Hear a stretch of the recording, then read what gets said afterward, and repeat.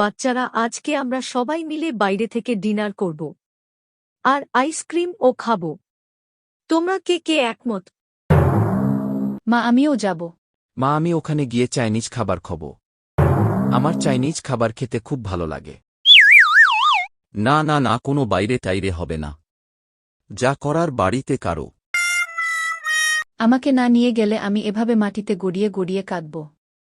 আর এটাও বলে দেব যে সেদিন তুমি আর ওই আন্টি মিলে কি করছিলে। ঠিক আছে ঠিক আছে ঠিক আছে, নিয়ে যাব সন্ধ্যাবেলা।